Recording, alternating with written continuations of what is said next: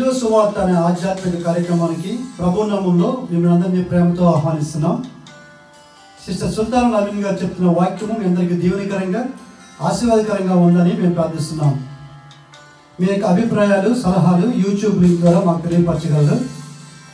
మీలో ఎవరికైనా ప్రార్థన అవసరం ఉన్నట్లయితే స్క్రీన్పై కనిపిస్తున్న మొబైల్ నెంబర్కి మీరు ఫోన్ చేసినట్లయితే మీ కొరకు మేము ప్రార్థన చేస్తాం. ప్రభు మిమ్మల్ని దీవించుగాక.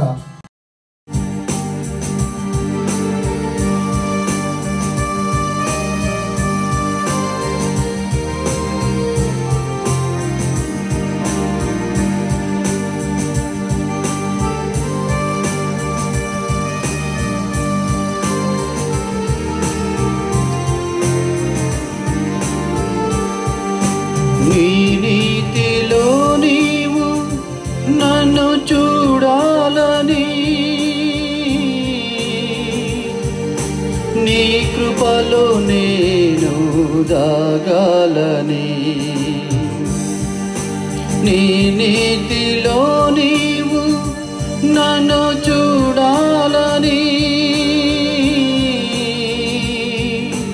నీ కృపలో నేను దాగాలని.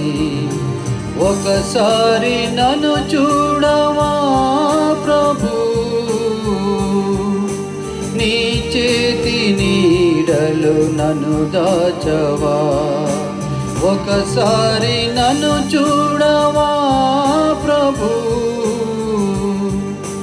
నీ చేతి నీడలో నన్ను దాచవా. నీ నీతిలో నీవు నన్ను చూడాలని, నీ కృపలో నేను దాగాలని.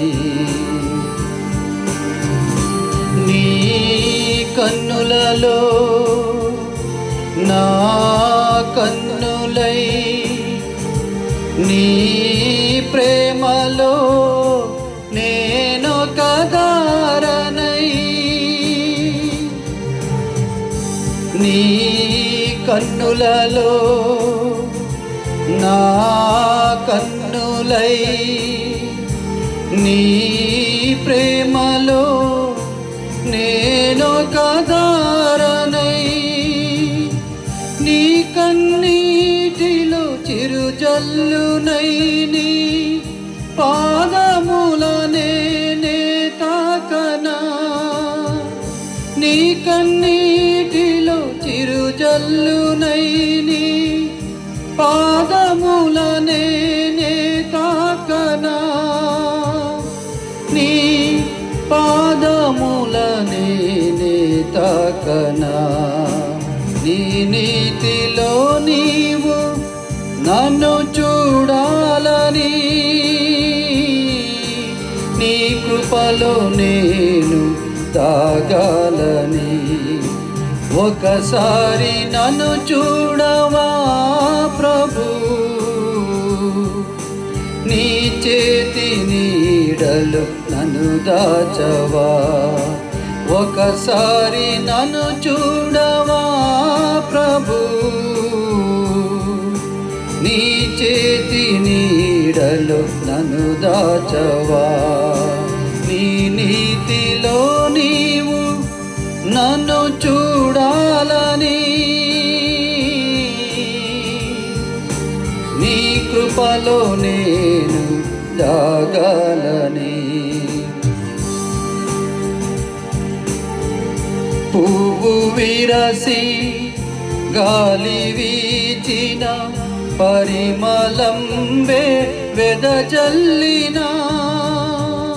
పువ్వు విరసి గాలి వీచిన పరిమళం వెదజల్లిన. పద్మరాసులలో సుగంధ తేజమై, నీ నయన కాంతి రేఖలే.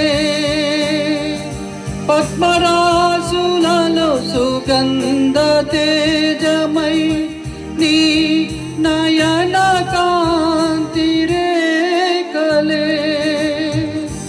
నీ నయన కాంతి రేఖలే.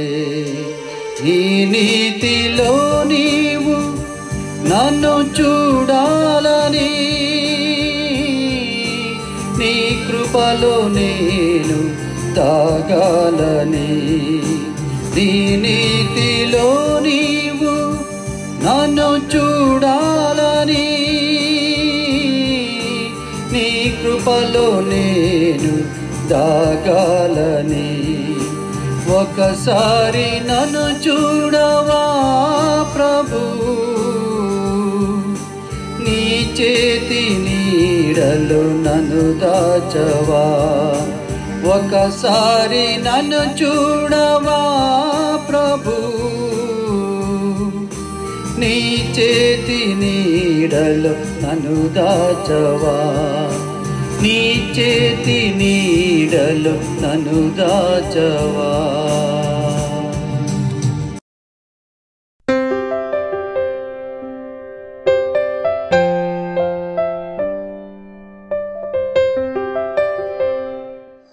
ఆదికాండం 9వ అధ్యాయంలో 13 నుంచి చదువుతున్న. మేఘంలో నా ధనస్సు నుంచి తిని అది నాకును భూమికి మధ్య నిబంధనకు గుర్తుగా ఉండను.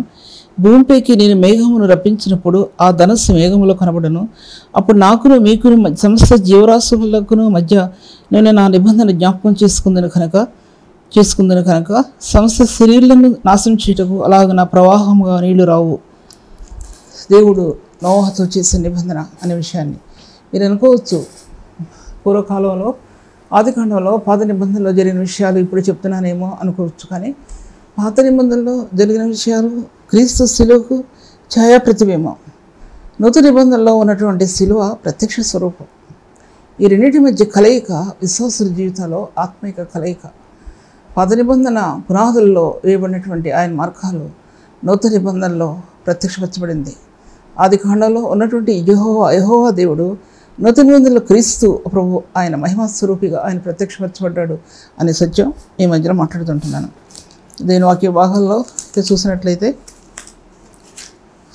కనుక ఇంతవరకు చెప్పిన విషయాలు నేను మీ మధ్యలో చెప్పిన విషయాలు ఏంటంటే నోవహు యొక్క వంశాల క్రమం ఇంకా నేను చెప్పకుండా నేను ఆ కృప ద్వారా నీతి ద్వారా కృప ద్వారా నీతి ద్వారా కృపయు అని రాయబడింది. అది ఎక్కడ రాయబడింది? రోమీయులకు రాసిన పత్రిక 6వ అధ్యాయంలో నీతి ద్వారా కృపయు. దాని మీద ఎన్నో రోజులు మనసు పెట్టాను, ఎన్నో గంటలు మనసు పెట్టాను దాని మీద. అదొక నూతనమైన మార్గాన్ని ఆత్మ తెరిచాడు. ఒకటి కృపామహిమ అనేది ఒక నూతనమైన ద్వారం తెరిచాడు దేవుడు. 2 విషయాలు మీతో మాట్లాడాను చాలాసార్లు. ఇప్పుడు నీతి ద్వారా కృప ద్వారా నోవహు ఎలా నీతిని పొందాడో నీతి ద్వారా కృపను అలా పొందాడు. నీతి ద్వారా అత్యధికమైన నీతి, అది జీవదాయకమైంది, అది జీవప్రదమైనటువంటి నీతి అని బైబిల్ గ్రంథం చెప్తా ఉంది. 6వ అధ్యాయం రోమీయులకు రాసిన పత్రిక 5-6 అధ్యాయాల్లో రాయబడి ఉంది. తర్వాత కృప ద్వారా ఒక విశ్వాస జీవితంలో ఎన్ని సత్యాలు రాయబడి ఉన్నాయని మీకు ముందు చెప్తూ వచ్చాను. తర్వాత ఇప్పుడు మీతో మాట్లాడే విషయం ఏంటంటే నీతి ద్వారా కృప అనే విషయం గురించి మీతో మాట్లాడుతుంటున్నాను. తర్వాత దేవుని పట్ల తనకు ఉన్నటువంటి ప్రేమ అనేది, విశ్వాసం అనేది, నీతి స్థాపించబడింది. ప్రేమ అనేది విశ్వాసం ద్వారా ప్రేమ, క్రీస్తు యేసునందున రక్తమందలి విశ్వాసం ద్వారా నీతి, విశ్వాసం ద్వారా పరిశుద్ధాత్ముడు క్రీస్తు యొక్క ప్రేమను మన హృదయంలో కృమరించాడు ఆయన.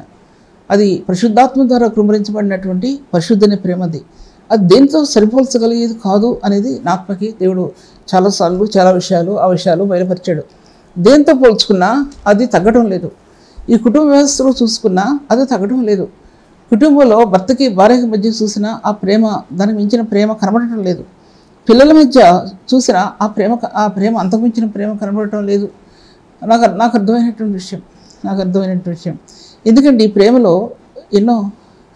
ప్రేమలో దాన్ని వివరించడం ఎవరి వల్ల కూడా కాదు. అది రహస్యస్థానాలని వెతుకుతుంది. ఆ ప్రేమను పొందడానికి రహస్యస్థానాల్లో ఆ ప్రేమ, పరిశుద్ధుని యొక్క ప్రేమ కన్నీటి దారిలో అక్కడ కృమరించబడతాయి. పరిశుద్ధుని యొక్క ప్రేమ కలిగిన మాటలు మనకు చెప్పసఖ్యము కాని మాటలు ఆత్మకి వినబడతాయి. అందులో ఆ ప్రేమ యొక్క రహస్యంలో, ఆ ప్రేమలో, పరిశుద్ధుని యొక్క ప్రేమలో ఎన్నో విషయాలు విడదీయబడతాయి, గ్రంథాలు విడదీయబడతాయి, ఎన్నో ఇక రహస్యాలు, తర్వాత మర్మాలు బయలుపరచబడతాయి ఆ ప్రేమ ద్వారానే. అది కొంతమందికి 10,000 మందిలో ఒక 5 మాత్రమే గ్రహించుకోగలుగుతారు. 10,000 మంది మామూలు అని నేనేమి చెప్పను. ఎవరు తగినటువంటి స్థాయి దేవుడు వాళ్ళకి ఇచ్చాడు.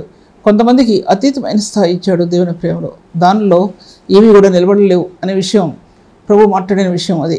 ఆ ప్రేమ అనేది దానిలో దాచబడిన యొక్క మర్మాలు, దేవుని యొక్క మర్మం అనేది ఎన్నో రీతిలుగా బైబిల్ గ్రంథాలు ఆ మర్మాలతోనే కట్టబడింది. బైబిల్ గ్రంథం ఆ మర్మాలతో కట్టబడింది. అందులో మహిమా స్వరూపి అందులో దాచిపెట్టబడ్డాడు. ఆ మర్మాల్లో ఆ విడదీయబట్టానికి దేవుని మర్మమైన క్రీస్తు రక్తదారిలో ఉన్నటువంటి క్రీస్తుని గ్రహించగలిగితేనే, ఒకసారి గ్రహించగలగడం కాదండి, చెప్పడానికి కాదు ఒకసారి మేము గ్రహించుకున్నామండి, మేము రక్షించబడ్డామని చెప్పడానికి కాదండి. అది రక్షణ యొక్క స్వాస్థ్యంలో మహిమా స్వరూపైనటువంటి ఆ రేణువులు ఆత్మలో ప్రకాశించడం నువ్వు చూస్తావు. అది చూడకపోతే సేవలో ధన్యత అనేది ఉండదు. దానికోసం ఈ లోకంలో తట్టుకుంటావు, ఈ లోకంలో దుఃఖాన్ని తట్టుకుంటావు, శ్రమను తట్టుకుంటావు. విడదీయబడిన కుటుంబాలు, భర్తకి భార్యకి మధ్య విడదీయబడిన కుటుంబాలు, ఈ లోకాన్ని విడిచిపోయినటువంటి భర్తలు భార్యలు నిలబడగలగటానికి ఆ ప్రేమ కవాటాలు నీ హృదయంలో నింపబడతాయి, లేకపోతే సహజపరచబడదు. అంత ఉన్నతమైన పరిశుద్ధమైన ప్రభువుని గురించి మీ మధ్యలో మాట్లాడుతుంటున్నాను. అటువంటి ప్రేమ అనేది విశ్వాసం ద్వారా ప్రేమలోనికి, విశ్వాసం ద్వారా నీతిలోనికి, విశ్వాసం ద్వారా కృపలోనికి అనే సత్యాలు రోమీయులు రాసిన పత్రిక 5వ అధ్యాయంలో 6వ అధ్యాయంలో ఆ చిన్న అధ్యాయాల్లో చాలా చక్కగా రాయబడ్డాయి ఆ విషయాలన్నీ కూడా.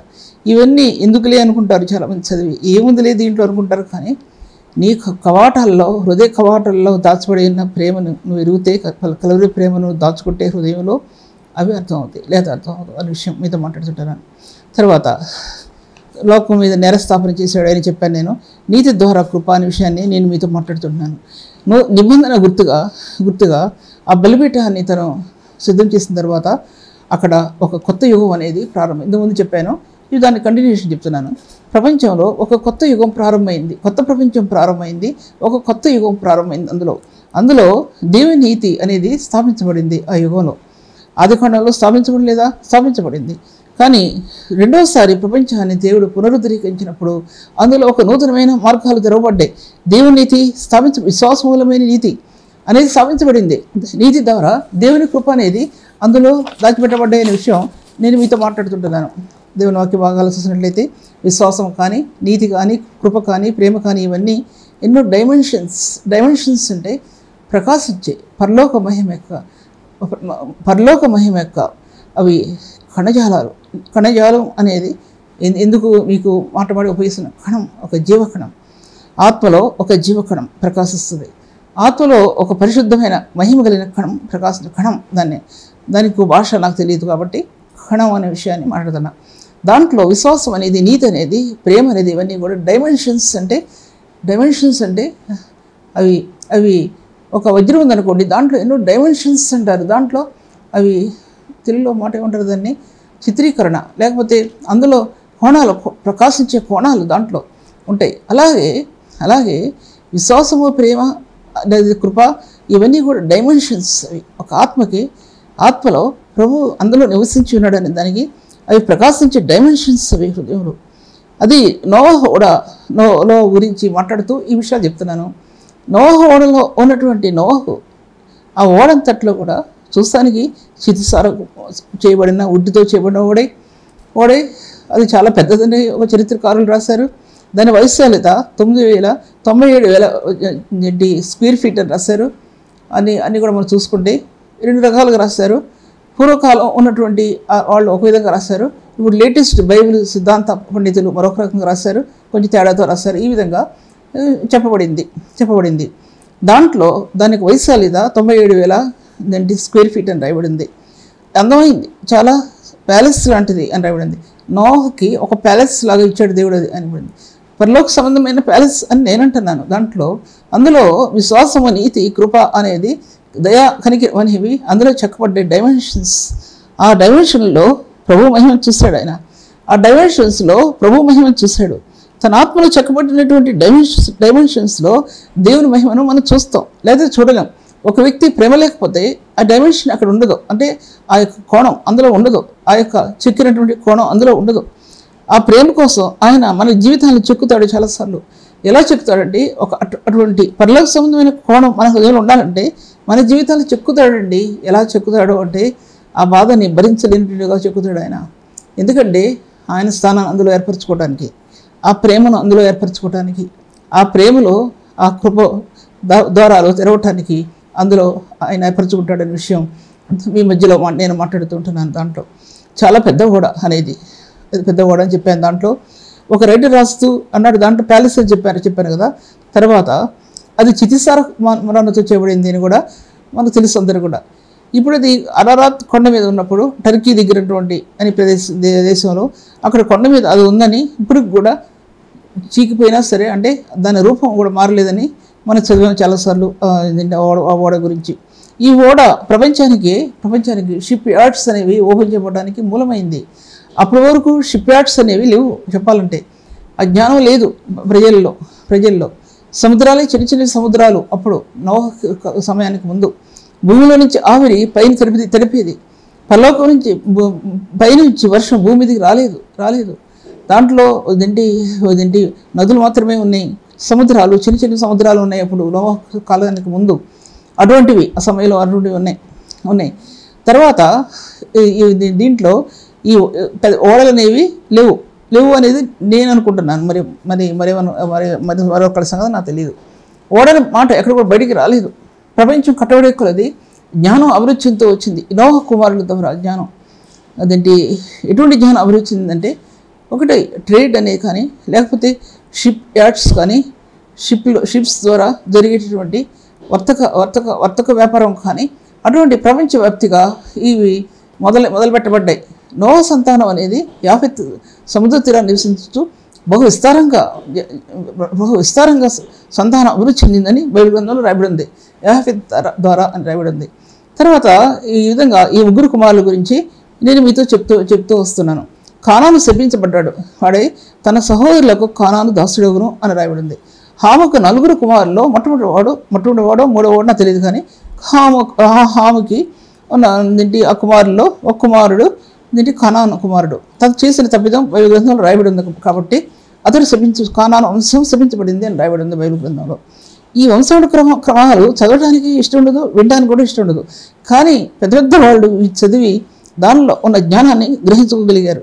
నేను ఇప్పుడు గ్రహించుకుంటున్నాను, అంతకుముందు గ్రహించుకోలేదు. దీంట్లో అసలు ప్రపంచం ఎలా అభివృద్ధి చెందింది, ఆధునిక కాల ప్రపంచం అనేది నోహ కాలం తర్వాత అవన్నీ బిజినెస్లన్నీ ఎలా అభివృద్ధి చెందాయి, అవన్నీ కూడా బైబిల్ ద్వారా మీతో మాట్లాడడానికి తెలుస్తుంటున్నాను.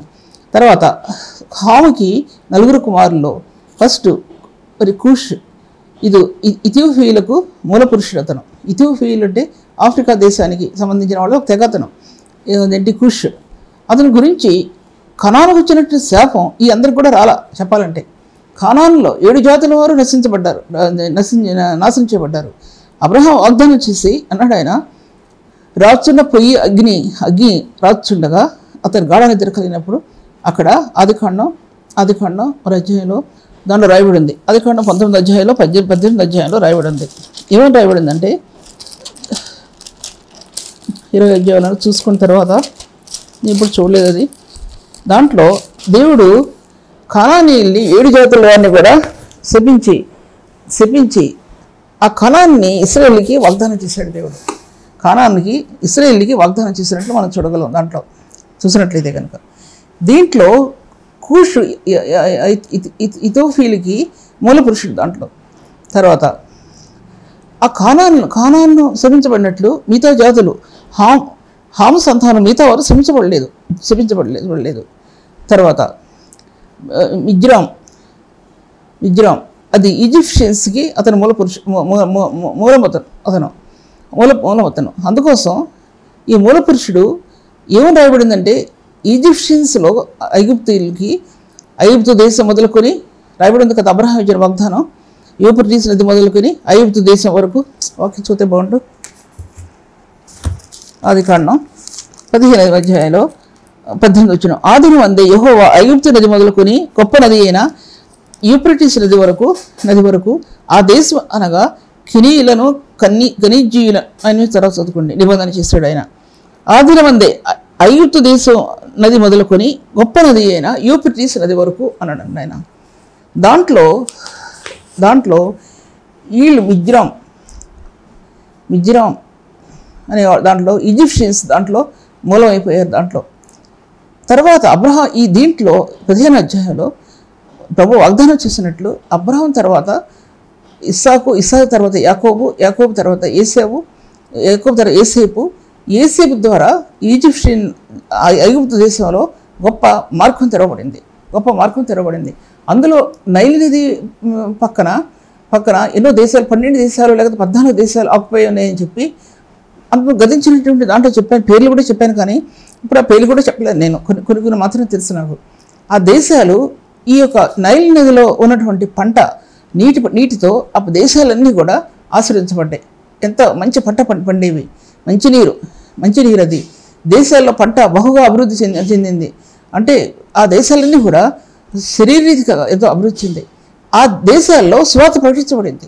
అబ్రహాంతో వాగ్దానం ఇచ్చి అన్నాడు, నీ సంతానం వలన సమస్త దేశంలో ఆశీర్వదించబడను అన్నాడు ప్రభు. నీ సంతానం వలన సమస్త దేశాలు ఆశీర్వదించబడను అని రాయబడి ఉంది బైబిల్ గ్రంథంలో. అబ్రహాము కెతురాని వివాహం చేసుకుంటాడు శారా చనిపోయిన తర్వాత. ఈ శారా చనిపోయిన కెతురా ఈ యొక్క ఆఫ్రికన్ దేశానికి ఎన్నో దేశాలు ఉన్నాయి. దీంట్లో ఇథియోపియా ఉన్నాయి, తర్వాత లిబియన్స్ ఉంది, తర్వాత ఆఫ్రికాలో ఇంకా చాలా ఉన్నాయి. దాంట్లో ఎన్నో తెగలు, ఎన్నో అప్పుడు ఒకే కాంటినెంట్ అంత మొత్తం ఆఫ్రికా అంతా కూడా. ఇప్పుడు అవి వివిధ రకాలైన ఖండాలుగా అది విభాగించబడ్డాయి. ఒకే కాంటినెంట్ అంటే అర్థం ఏంటంటే ఆసియా ఖండం అది. ఆ ఖండంలో ఇంతమంది అప్పుడు సమకూర్చబడి ఉన్నారు అప్పుడు ఆ సమయాల్లో. కానీ ఇప్పుడు ఇన్ని సెంచరీస్ గడిచిన తర్వాత ఆ ఖండం విభాగించబడినప్పటికీ కూడా ఒకే కాంటినెంట్ అది విషయం మనకి తెలుసు. చదువుకున్న వాళ్ళకి చాలామందికి కూడా తెలుసు ఆ విషయం అనేది. దాంట్లో ఒక అబ్రహాం సంతానం ద్వారా అబ్రహాం ద్వారా ఆ కెతురాకు పుట్టినటువంటి వాళ్ళు ఆ దేశాల్లో చల్లా అయిపోయి దేశాన్ని అసలు అభివృద్ధిపరిచారు. ఆఫ్రికన్ కంట్రీస్ అంతా కూడా వారి వలన అభివృద్ధి చెందాయండి అబ్రహాం యొక్క విశ్వాసం ద్వారా. విశ్వాసం ఒక మూల పురుషుడు అనమాట. విశ్వాసానికి మూలం అంటే అది విశ్వాసానికి మూలం. ఆ విధంగా అబ్రహాం తర్వాత 4వ సంతానం అయినటువంటి ఏసేపు ద్వారా ఈజిప్ట్ దేశం అనేది ఆశ్రయించబడిందండి. అతనిలో ఉన్నటువంటి జ్ఞానం, అతను దేవుని పట్ల అతనికి ఉన్న నమ్మకత్వం అవన్నీ ఏంటంటే రోమాపత్రికలో రాయబడి ఉంది. అతడు తను కనబరిచిన జ్ఞానం, ఐగుప్తు రాజు అయిన ఫరోహితుడు అతను కనబరిచిన జ్ఞానం అతను ఉన్నతమైన స్థలాల్లో నిలబెట్టిందండి. జ్ఞానం అనేది ఉన్నతమైన స్థలాల్లో నిలబెట్టినట్లు మనం చూస్తున్నాం. ఆ జ్ఞానం ఎంత ఉన్నతమైన జ్ఞానం, పరిశుద్ధమైన జ్ఞానం, దేవుని భయభక్తులతో కూడినటువంటి జ్ఞానం, భయం కలిగి ఉండటం, ప్రభువునందు భయం. ఒక యవనస్తుడు ప్రభువునందు భయం కలిగి ఉండటం అనేది జ్ఞానానికి మూలం. భయం తన జీవితంలో ఏం భయం? లోక విషయంలో భయం, ఈ పాప విషయంలో భయం, ఈ అపవిత్రమైన కార్యాల్లో భయం. ఆ భయంలో క్రీస్తునందు భక్తి, లోక పాప విషయంలో భయం, క్రీస్తునందు భయం రెండు కలిగి ఏకమైనటువంటి నీటి యవనస్తులు కానీ పెద్దవారు కానీ చిన్నవారు కానీ ఎవరైనా సరే ఆ దేశంలో 4వ తరంలో ఏసేపు ద్వారా ఇంకా ఆ దేశాలు కూడా ఆశ్రయించబడినట్లు మనం చూస్తున్నామండి. అప్పుడు ఆ దేశాల్లో పిరమిడ్స్ ప్రఖ్యాతి చెందాయి, పంట ప్రఖ్యాతి చెందింది.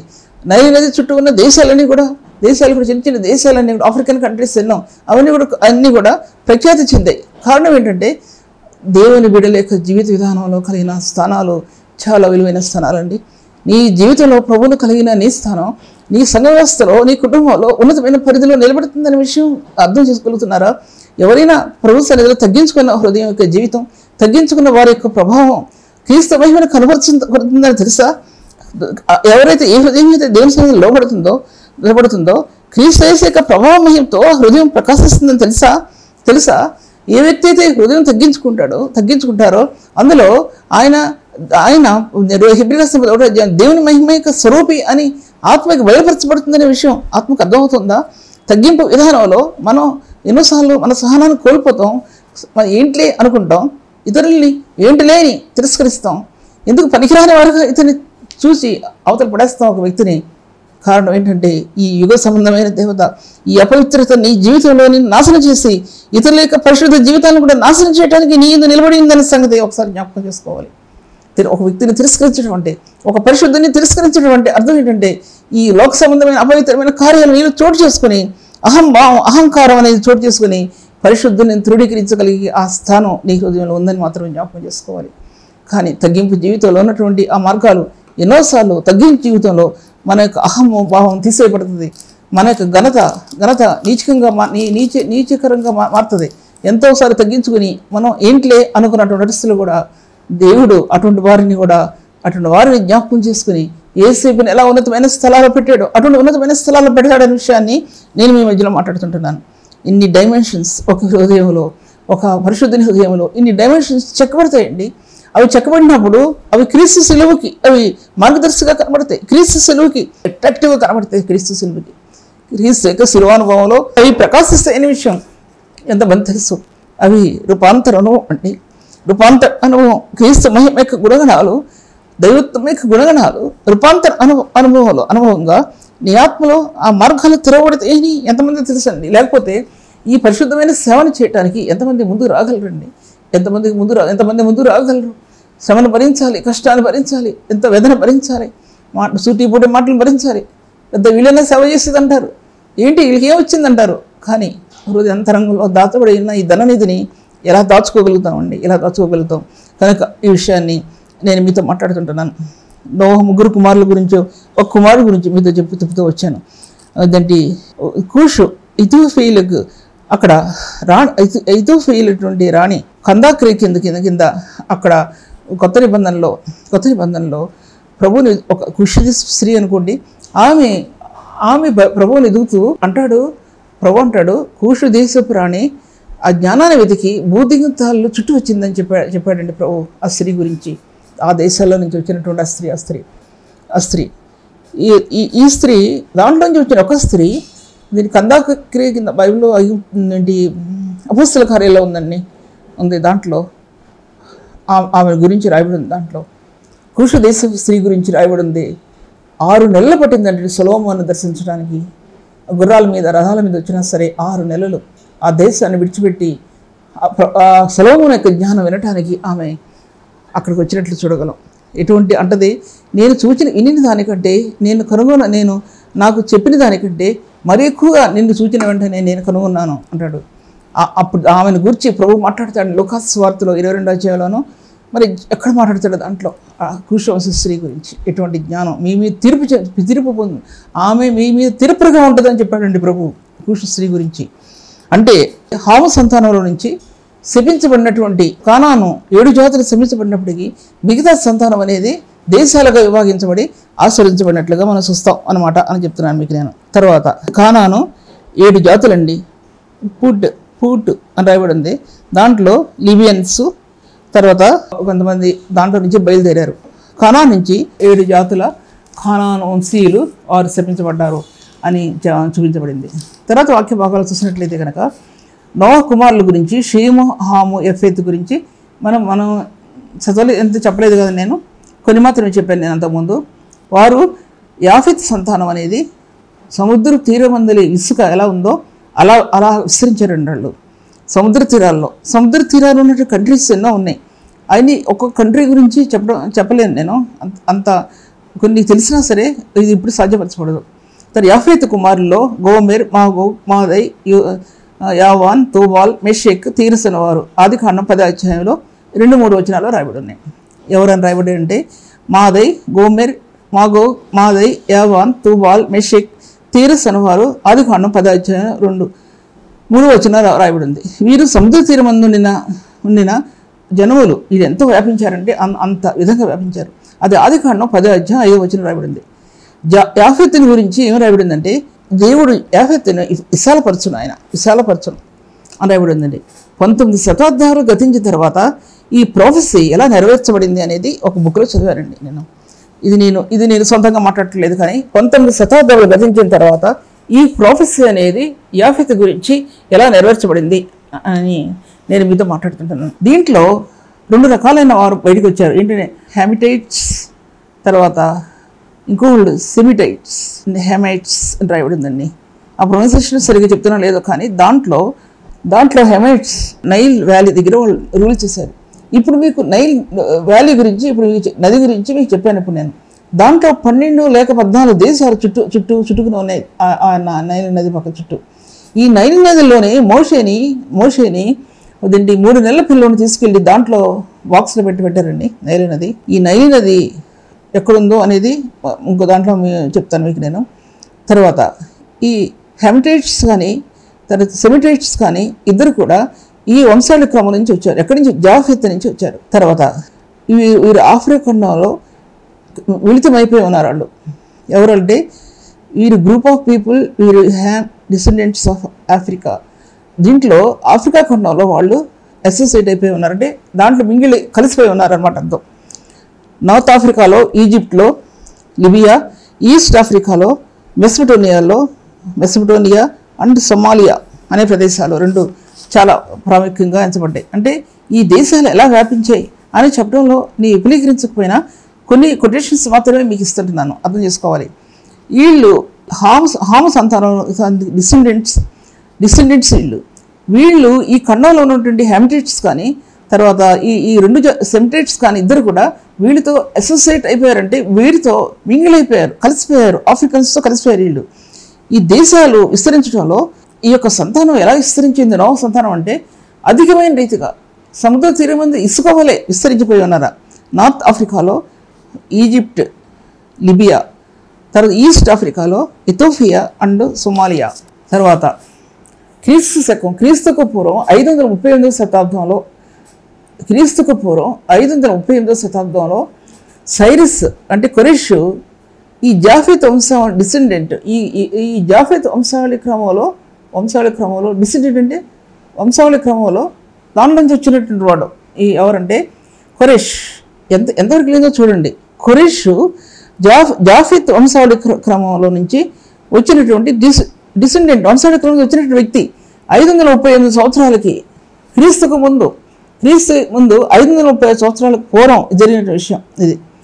అతడు ఎస్తేరు గ్రంథంలో డిఫీటెడ్ బెల్షాషెజర్ని డిఫీట్ చేశాడు, ఓడించాడు.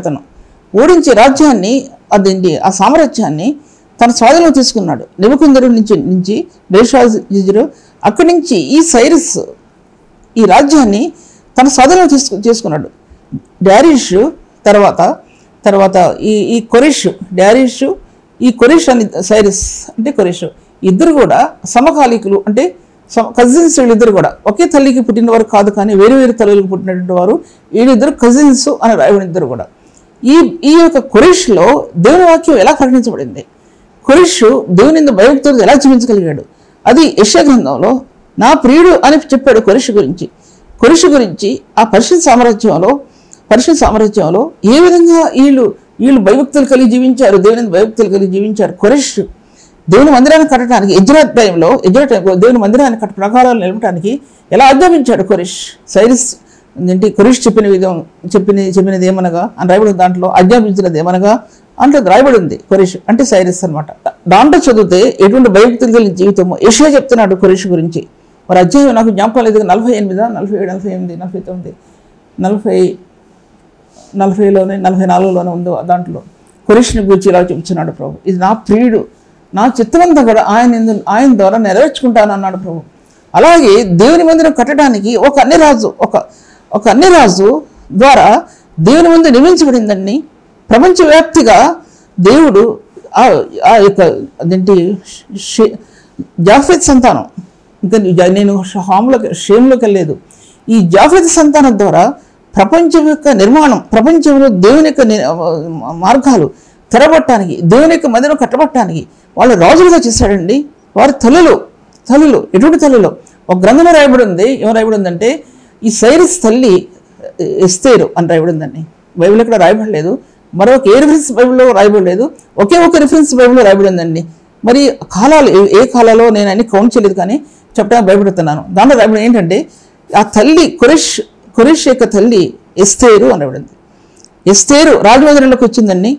ఎలా వచ్చింది? తన జాతి నేను, తన వంశం నేను ఎక్కడ కూడా చెప్పకుండా వచ్చిందండి దాంట్లోకి.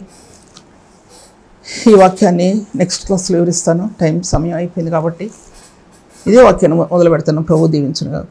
నా తండ్రి నీకు వందనాలు ప్రభా, దయాళుడా నీకు వందనాలు, గొప్ప దేవుడు ప్రభా. ఈ వాక్యాన్ని అనేక రెట్లుగా మీరు దీవించాలి తండ్రి. నమ్మకమైన ప్రభా మీరు గణపరచబడాలి ప్రభా. నేను చెప్పలేని దాన్ని, జ్ఞానం లేదు నాకు, కానీ నీ ఆత్మ నన్ను బలపరిచిన విధంగా చెప్పడానికి కృపనిచ్చారు ప్రభు. మిమ్మల్ని మీరు హెచ్చించుకోమని ప్రార్థన అంగీకరించమని యేసు నామములో స్తుతించి వేడుకుంటున్నాను తండ్రి. ఆమేన్. ఇంతవరకు సిస్టర్ సుల్తాన్ నవీన్ గారి వాక్యాన్ని ఆత్మలో ఆనందించి దేవుని మేలు పొందాలని నమ్మి దేవుని స్తుతిస్తున్నాం. మీ యొక్క అభిప్రాయాలు కామెంట్స్ ద్వారా మాకు తెలియపరచండి. Please like, comment, share and subscribe. God bless you all.